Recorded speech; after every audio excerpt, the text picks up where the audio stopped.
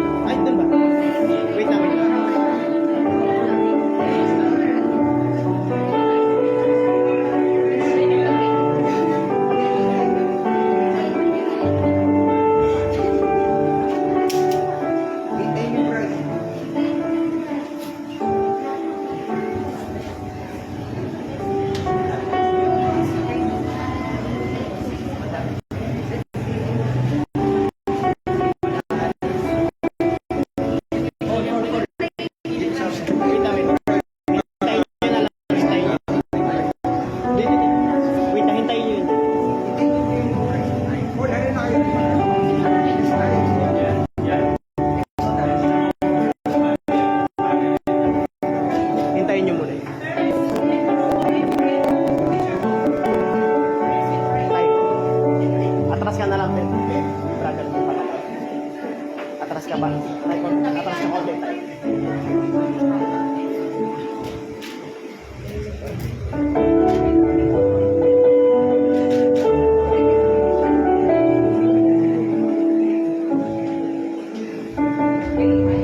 Upo na kayo. Upo na kayo. Tama na kayo. Upo ka na. Take your bride, step forward. Bless naman.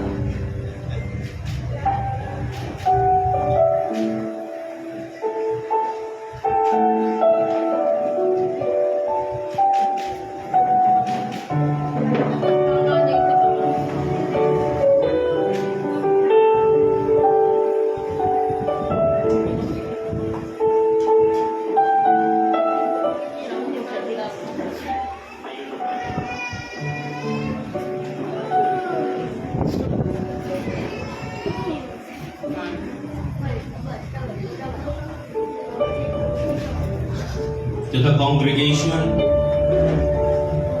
I ask the congregation to remain standing as we go before the Lord's in prayer. Our most gracious Heavenly Father, we thank you for all the privileges of being in the body of Christ. We have come together which the miracle of your love and the power of your Spirit work in the lives of these two people. We give you the praise, the honor, and the glory, the power of the Holy Spirit in our lives to bring us into a place of union with the Father, union with the Son, union with the Holy Spirit, and union with one another. We thank you for it in Jesus' mighty name. Amen. Makakaupo na po tayo lahat.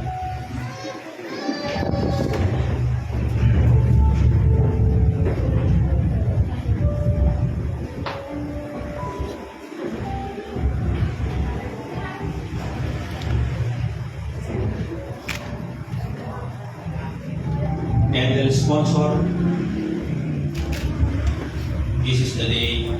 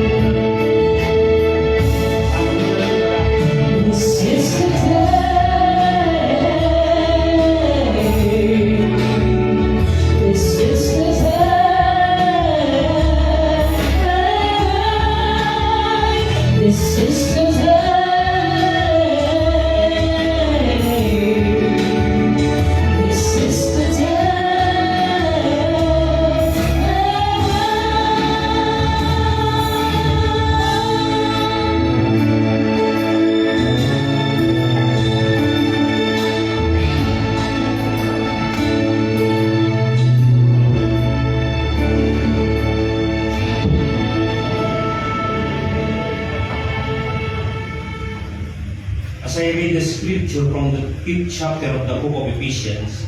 I want you to pay, all of you, very close attention to these words stated here.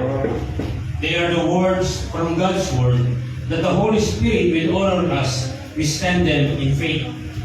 The word has the idea that marriage is a simply legal contract. It is a legal contract. We don't make light of that.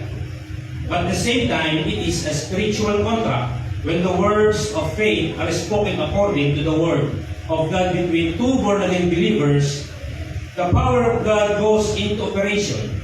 There is an actual miracle that takes place when the faith of these two people is released in God's power. God honors their faith and brings them into union together. With these thoughts in mind, listen very carefully to these words. Wives, submit yourself unto your own husband, as unto the Lord. For the husband is the head of the wife, even Christ is the head of the church, and he is the Savior of the body. Therefore, as the church is subject unto Christ, so let the wives be to their own husband in everything.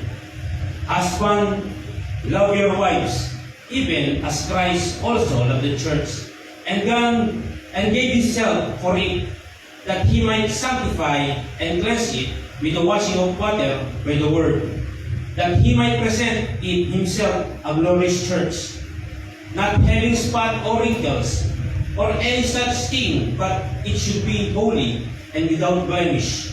So ought men to love their wives as their own bodies. He that loveth his wife loveth himself, for no man ever yet hated his own flesh, but nourisheth and cherisheth it, even as the Lord the church. For we are members of his body, of his flesh, and of his bones. For this cause shall a man love his father and mother, and shall be joined unto his wife, and they shall two be one flesh. This is a great mystery, but I speak concerning Christ and the church. Microphone. Yung microphone, kailangan isang microphone dito sa... To the groom, Ellie George Divilla, have you accepted Jesus Christ as your Lord and personal Savior? I have. Have you received the Holy Spirit to dwell in you? I have. To the bride, Felicity Nicole Gumangan, have you accepted Jesus Christ as your Lord and personal Savior? I have. Have you received the Holy Spirit to dwell in you? I have. To the bride and groom, now upon public profession of your faith, you have made known to all men that Jesus Christ of Nazareth is your Lord and your Savior.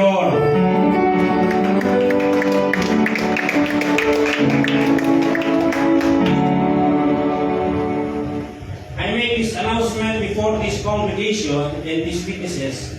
When two people join themselves together to the Lord Christ by faith, according to God's words and God's own statement, they stand cleansed, as clean before God as Adam and Eve were in the Garden of Eden before they sinned.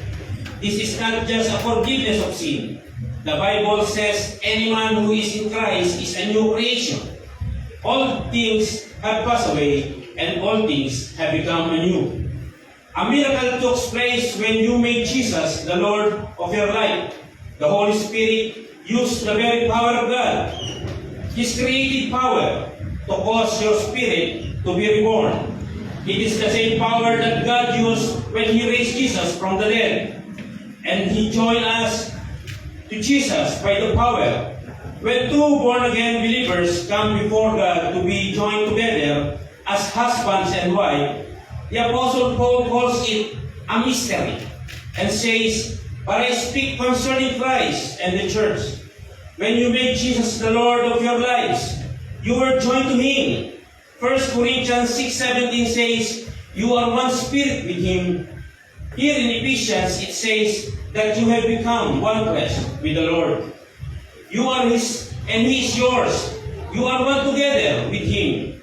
I want you to understand that if you are rightly discern the body of Christ, then you rightly discern the miracle that takes place in marriage. Your spirit will be joined together and you will become one. You will not be one just in the eyes of the law. There is something much more powerful than happiness. The very creative power of God will join you together.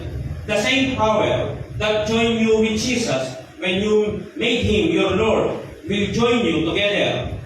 Don't ever tamper with that union. The love of God doesn't say, I love you. But do you really love me? The love of God says very simply, I love you. That's all it ever says. Don't ever tamper with that miracle. Don't ever let the sun go down on your wrath. Something holy, something beyond reproach will take place by the Spirit of God inside your bosom. And it is a precious thing. Bail and Ford sponsor, my treasure. Bail and Ford sponsor.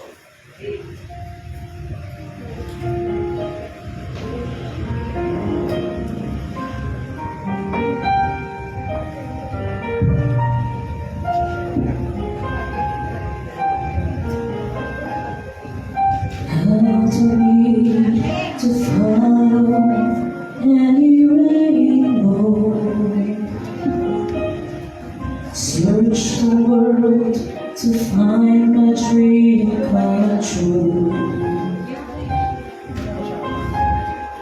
And I don't need a love star to guide me. I found my treasure in you, and I don't need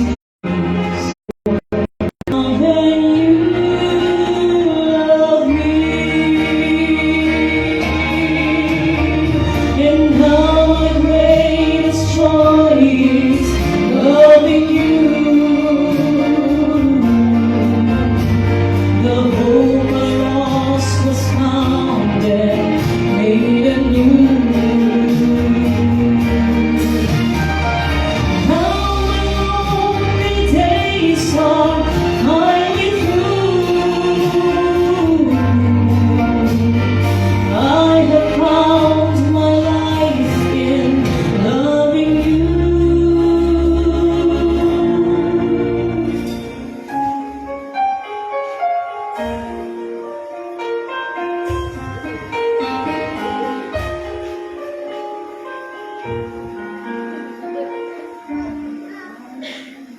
I don't need to pray a prayer and answer.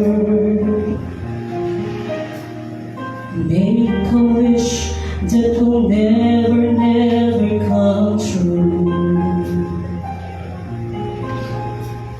For I have found my every answer. My every wish is you. And now my greatest joy is loving you. The hope I lost was found and made anew. Now lonely days are finally through. I have found my life in loving you.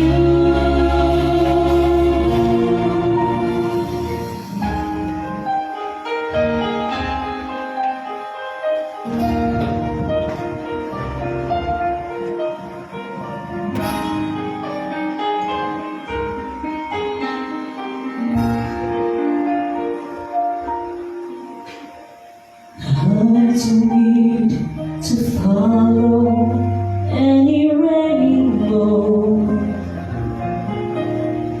Search the world to find my dream come true.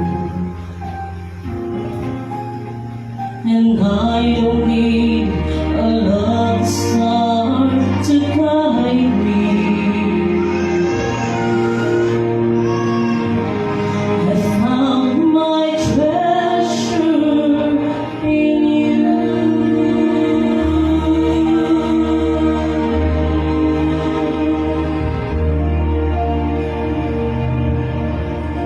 to the witnesses.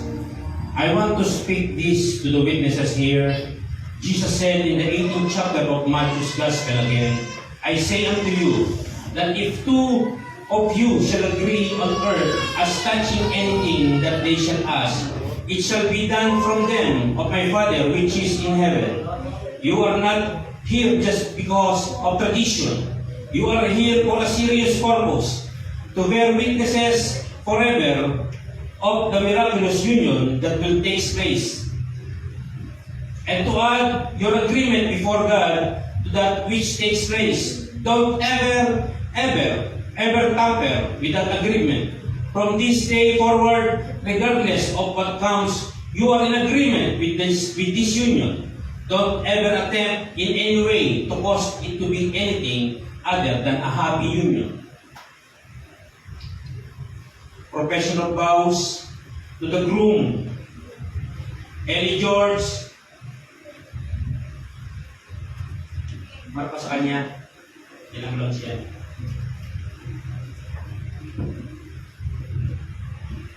Ellie George, do you take Felicity Nicole as your wife, as your own flesh, to love her, even as Christ loved the church, to protect her and care for her the rest of your lives? Yes, sir. I do. Then turn to her and make this profession of your faith. I do.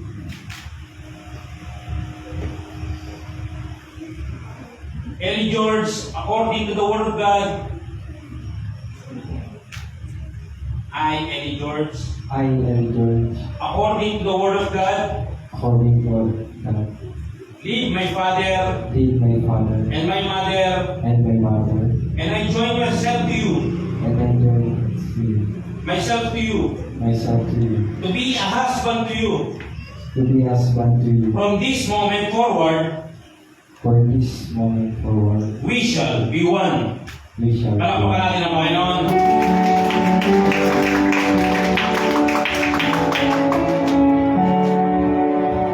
To the bride,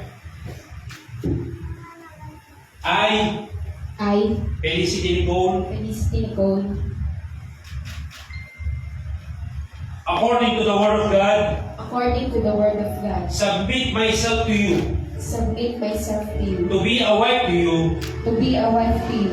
From this moment forward, From this moment on, we shall be one. we shall be one. Palakpakan natin ang Panginoon.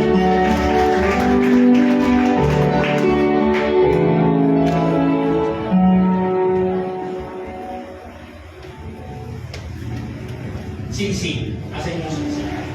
Ring.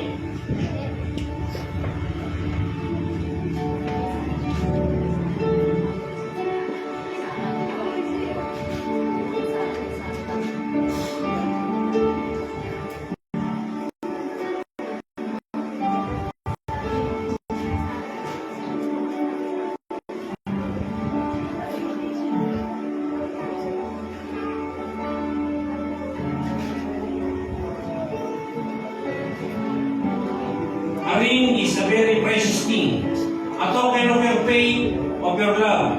This ring is made of a precious metal. It is a never-ending circle that indicates the continuing love of God. A love that never fails, never presents itself haughty nor puffed up. The love of God and the faith of God is what causes His power to move in your lives. I want you to wear this ring as a continual reminder of your faith, a continual reminder of the confession of faith you have made to each other, and to God. The Word of God says, above all, take the shield of faith, wherewith ye shall be able to quench all the fiery darts of the wicked one. If anyone could break up this union, it would be Satan. So give him no place. Give him no place. This is forever.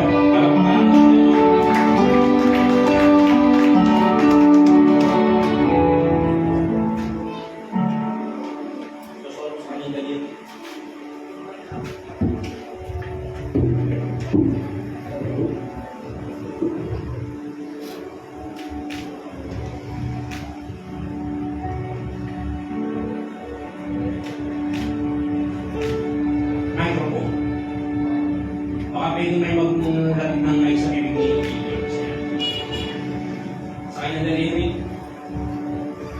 Sumunod ka, sabihin ko, with this ring, With this ring, I thee wed. I give well.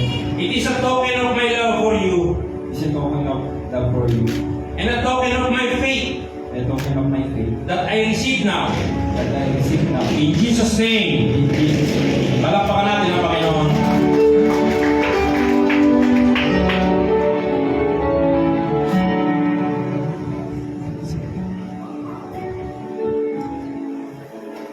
A ring can mean two different things. It can be a never-ending sign of love, or it can be a shackle. I'm going to charge with you a memory you should remember always. This woman stands by your side, not under your feet. You have the responsibility of being the head of this union. You have spiritual responsibility. I want you to wear this ring in remembrance that she is your helpmate. It must never be a shackle of dominance, but always a reminder of faith and love.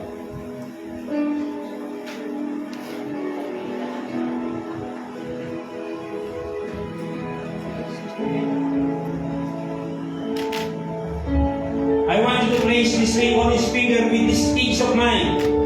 There is no place in the Word of God that gives people the right to dominate one another. Your vows have stated that you submit one another in the responsibilities of this life, expecting God and His power to always make the difference. So place this ring on his finger, and as you do, say this to him. With this ring, With this ring, I thee wed. I do what? I give it I give it as a token of my faith. as a token of my faith. I believe with all my heart I believe with all my that heart this is forever. that this is forever. It is my love and my faith. It is my love and faith. In the name of Jesus. In the name of Jesus. Palakpakan natin ang Panginoon. Removal of cord and veil. Removal of cord and veil. Song.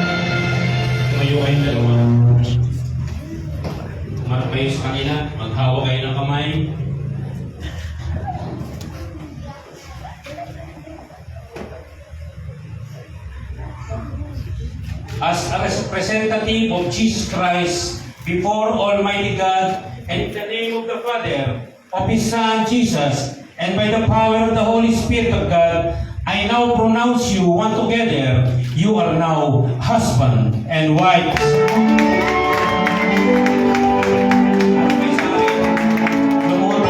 Luhod kayo dalawa.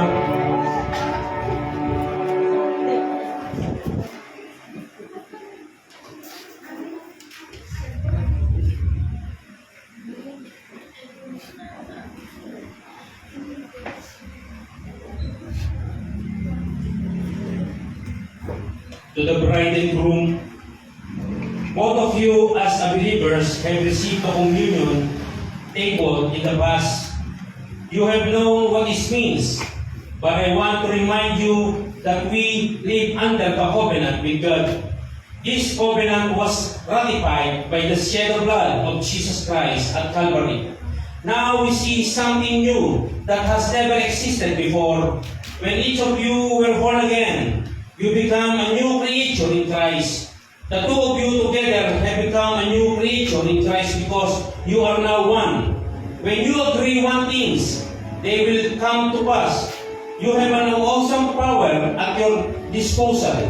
You are going to notice a new realm of your life, beginning because of the spiritual law that says one can put 1,000 to flight, two can put 10,000 to flight. From this time forward, your everyday life will be 10,000 times more powerful spiritually than ever before. It is important that in this first moment together, you honor the Lord, honor His table. Jesus said, "This is my body broken for you. Eat of it."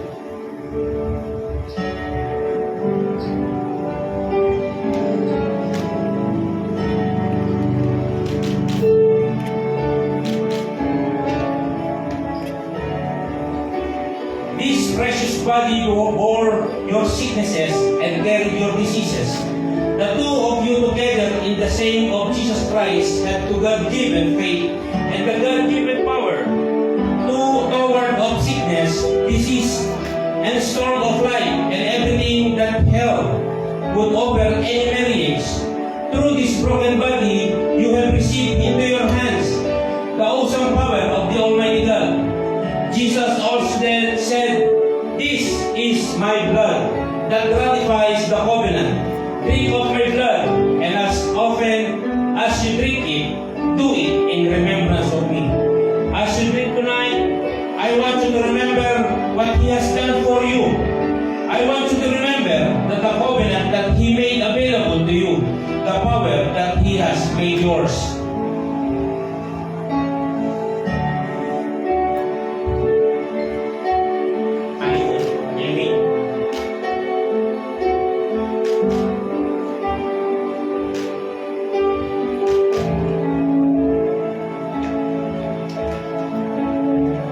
Revelation chapter 3 says that Christ has redeemed and come on the Gentiles through Jesus Christ, that we might be heirs of the promises of the Spirit. 1 Peter chapter 3 says, "A man and wife and his wife are heirs together of the grace of life." I'm going to read to you your blessing, your inheritance, so listen carefully. According to Deuteronomy chapter 28, all this blessing will come on you and overtake you if you will hearken unto the voice of the Lord your God. Blessed shall thou be in the city, and blessed shall thou be in the field. Blessed shall be the fruit of thy body, and the fruit of thy ground, and the fruit of thy cattle, the increase in the kine and the flocks of thy sheep. Blessed shall be thy basket and thy store. Blessed shall thou be when comest in, and blessed shall thou be when they goest out. The Lord shall cause thine enemies that rise up against thee to be smitten before thy face. They shall come out against thee one way, and flee before thee 7 ways.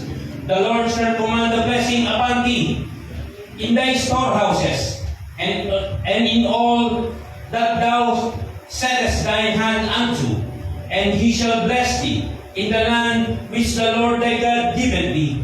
The Lord shall establish thee an holy people unto himself, as he hath sworn unto thee.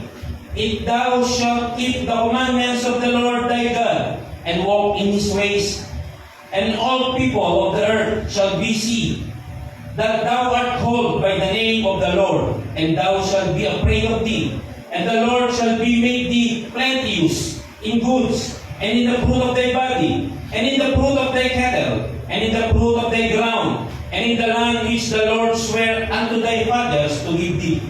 The Lord shall open unto thee his good treasure, the heaven, to give the rain unto thy land in his season, and to bless all the works of thine hand. And thou shalt let unto many nations, and thou shalt not borrow. And the Lord shall make thee the head, and not the tail. And thou shalt be above only, and thou shalt not be beneath. If that thou hearken unto the commandments of the Lord thy God, which I command thee these days, to observe and to do them. Humarap kayo sa kanila.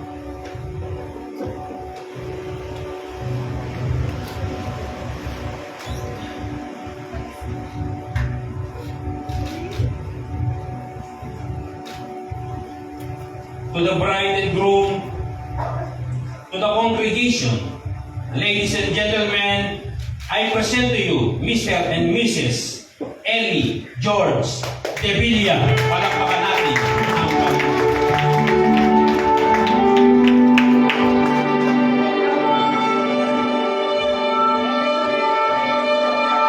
You may now kiss the bride.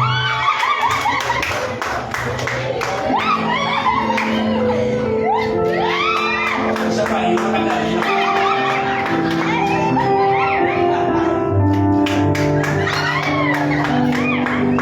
Gawin nyo na yan kayo. 5 seconds, 5 seconds. Para, yung makadali na kanya eh. 10 seconds, 10 seconds.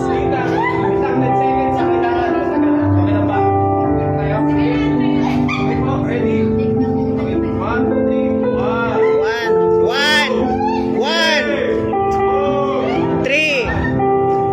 three, four.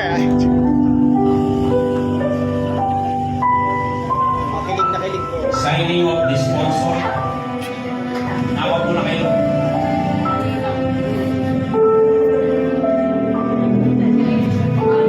Ano masasabi mo? Ano masasabi mo? Kaya awag mo na kayo. Ano masasabi mo? Hindi ba?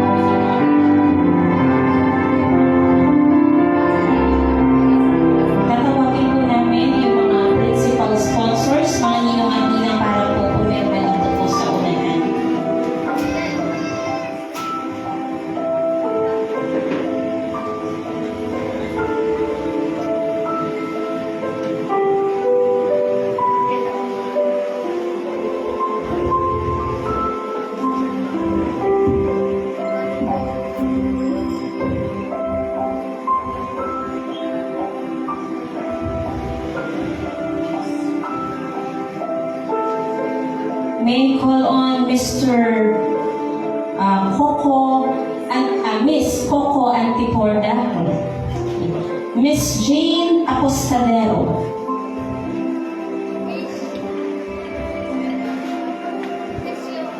Mr. Ron Cruz. Nandiyan po ba si Mr. Ron Cruz?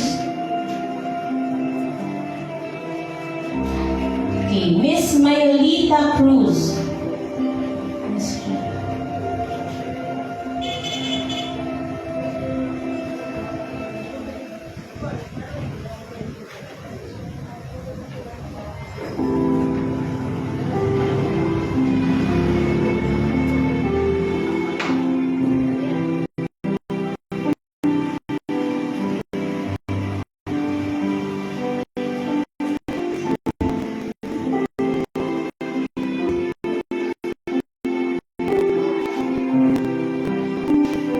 Miss Ma'am Christina Serda,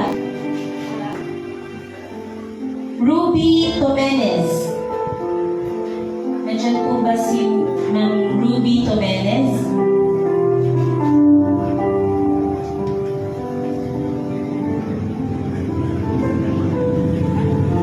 Ma'am Ruby?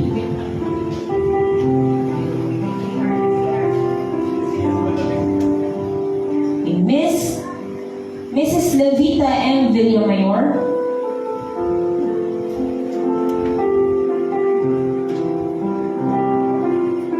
Mr. Bienvenido Perez,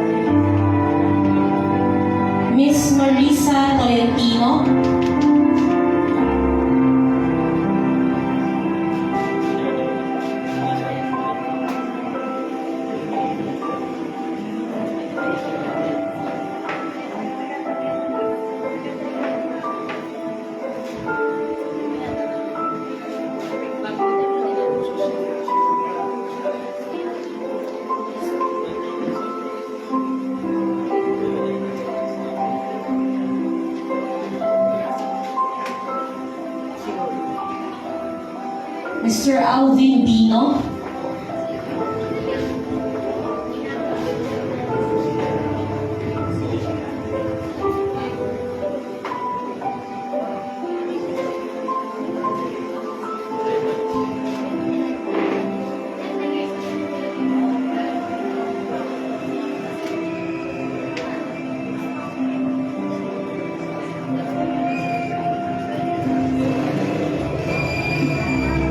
Mr. Reynaldo Olidana.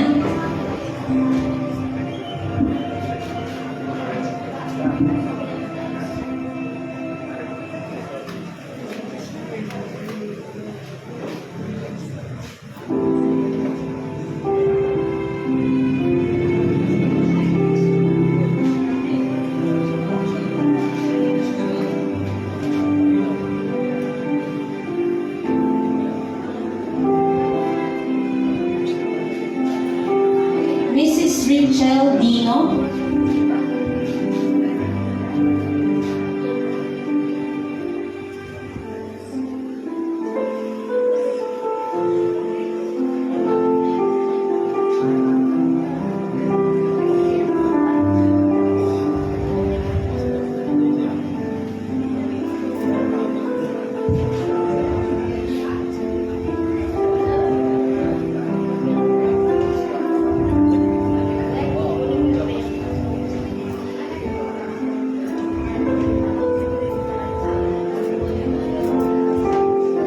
Mrs. Arcel Olidana.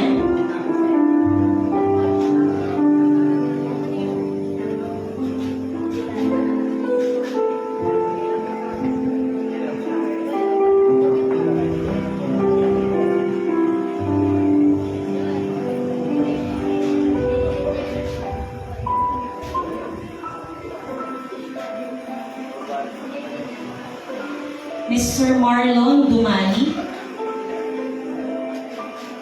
Nandito po ba si Mr. Marlon Dumali?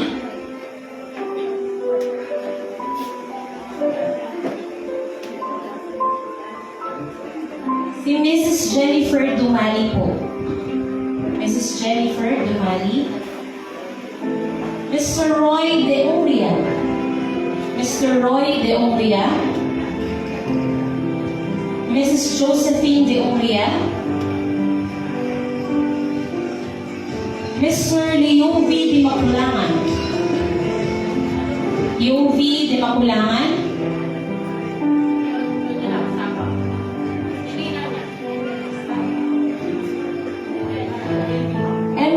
Mrs. Emily De Maculangan.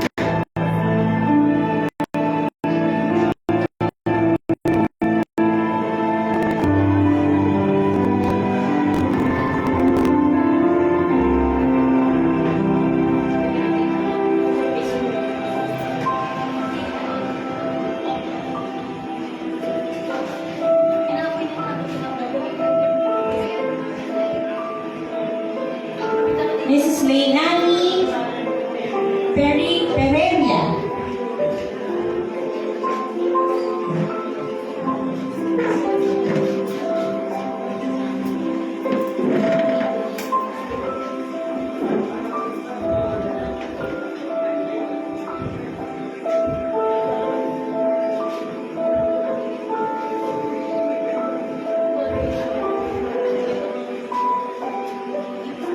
po.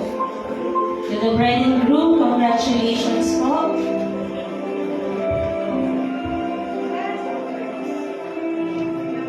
Okay na po tayo. May sasabihin po ba ang parents of the bride and groom bago po tayo mag-proceed?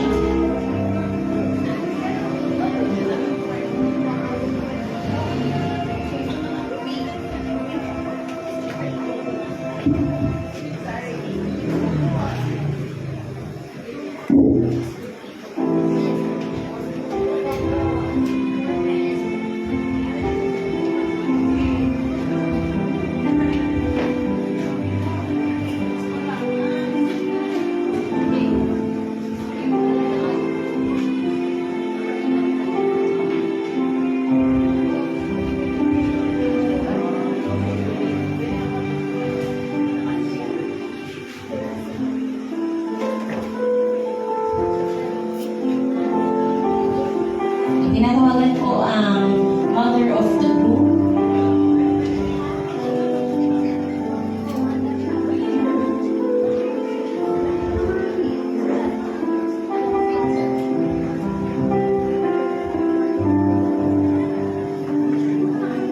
Good afternoon po sa ating lahat.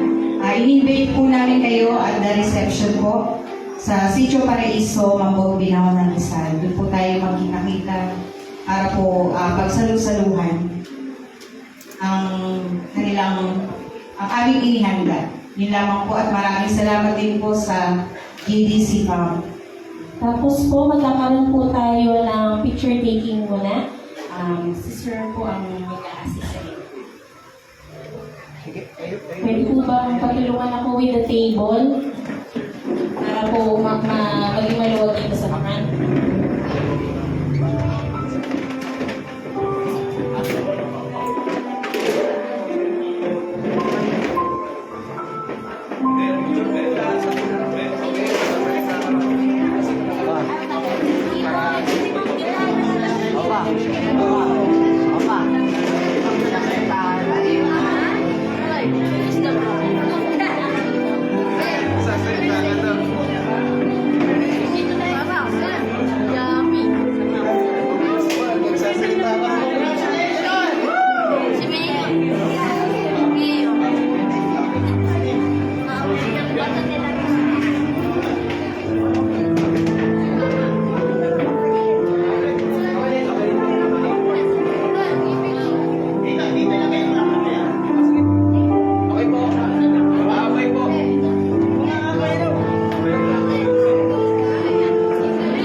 Yung mga abay daw po muna. Proceed po tayo dito po sa unahan.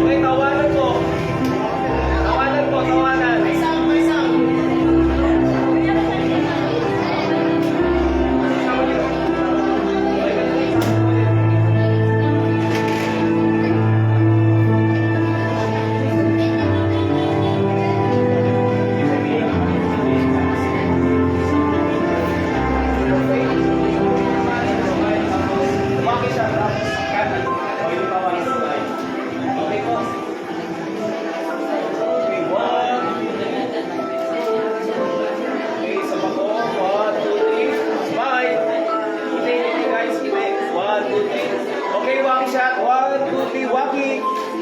Okay, taas kamay. One. Yeah.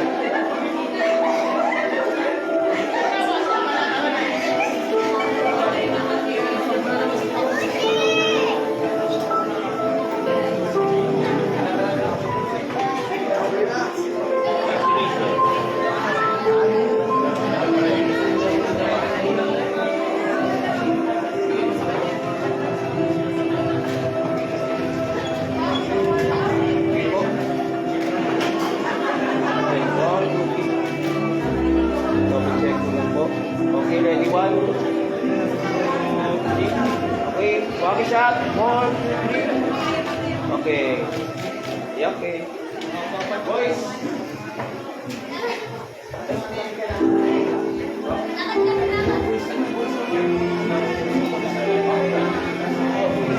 Lahat po ng boys, nabay.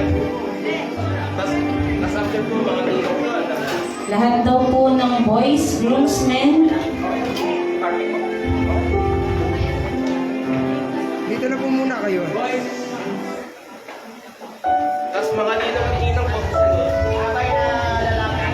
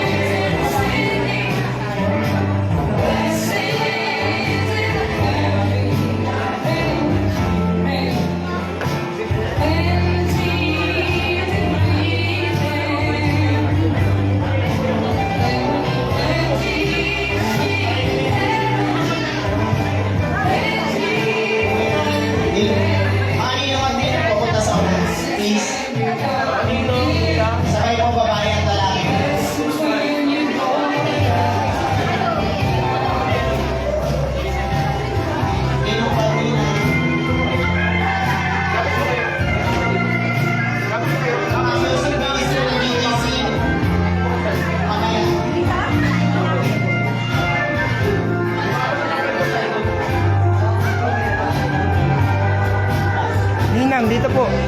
Babae po rito. Babae. Dito.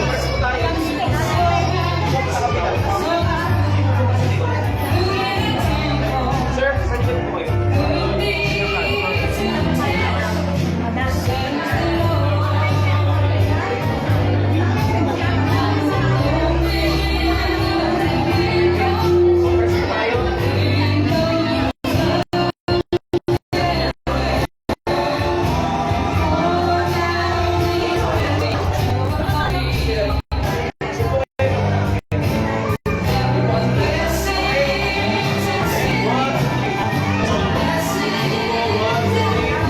Okay, ninong po muna.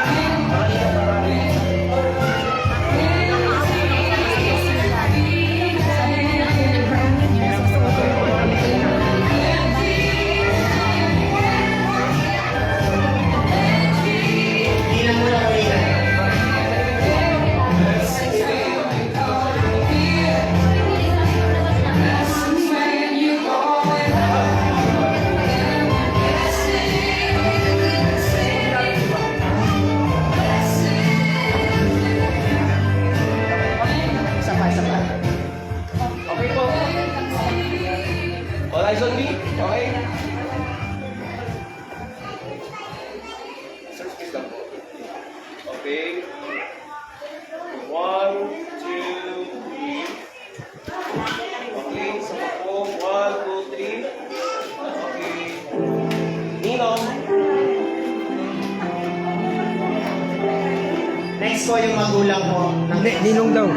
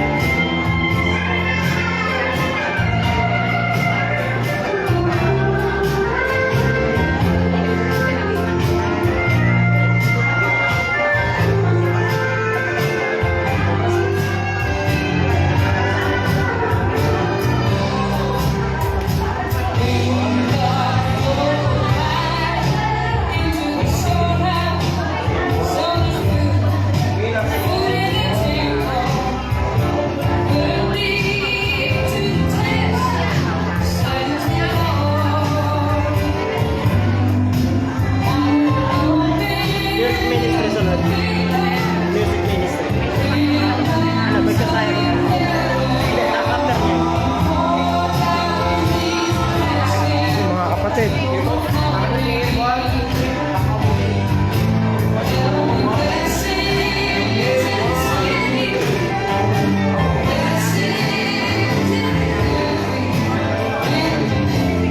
Mga kapatid, wala. Kapatid. Music ministry po ng GDC. Music ministry.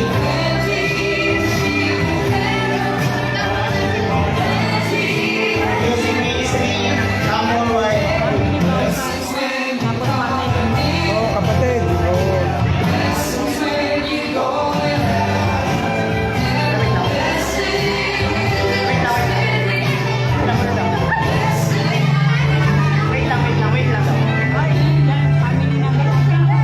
Oo, yung mga family. Eh, sorry, kala ko ano yung ano doon. Extra lang sa akin. Huwag muna yung sa atin.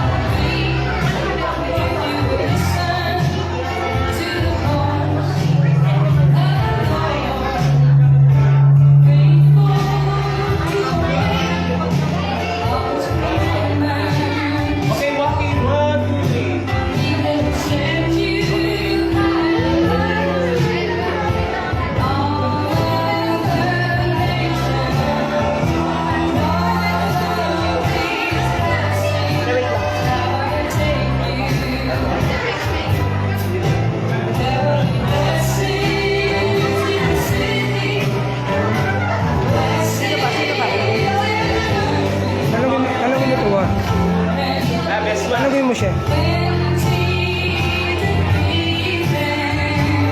One by one.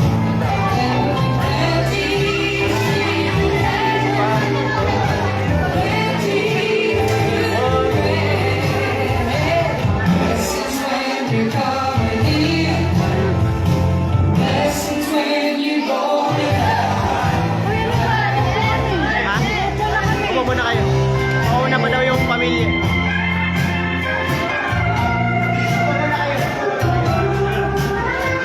Okay na? Kala.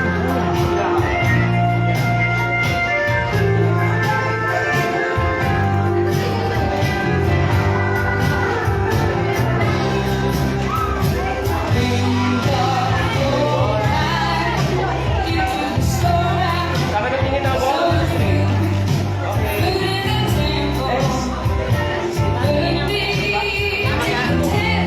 Ano mag-anak po ng group? Lahat po ng kamag-anak ng group, come forward po para sa mabilisang picture. Alam ko po na nagugutom na ang karamihan, kaya po medyo bilis-bilisan natin. Yung kamag-anak po ng group, muli po inaanyayahan sa unahan para po magkaroon ng picture.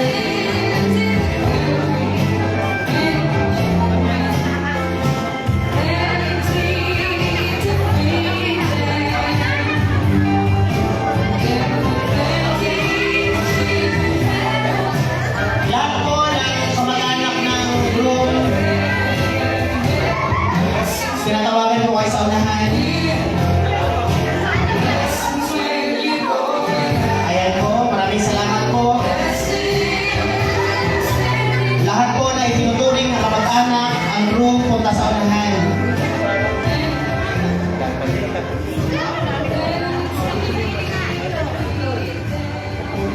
Yung ibang bata dito sa amin yung mga maliliit.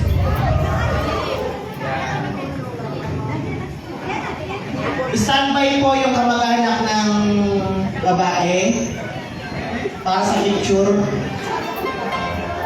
Wait lang po. Sir, usap po. Okay po. Ma'am, doon po ang pasok mo kayo. Yan. Dito po kayo. Dito po tayo. Yan.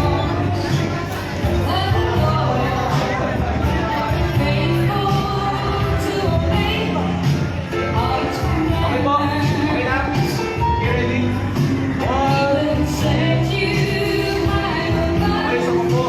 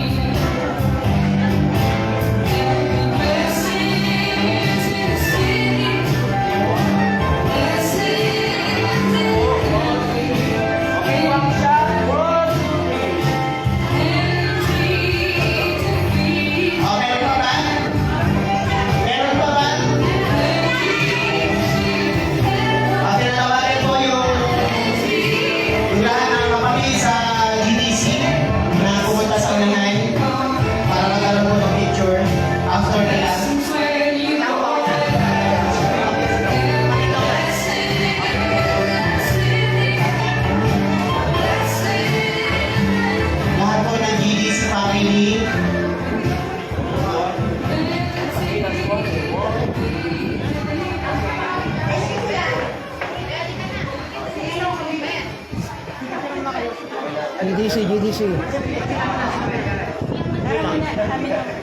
Ayun man po yung mga sisters. Wait lang yung mga kapatid sa GDC, yung back muna.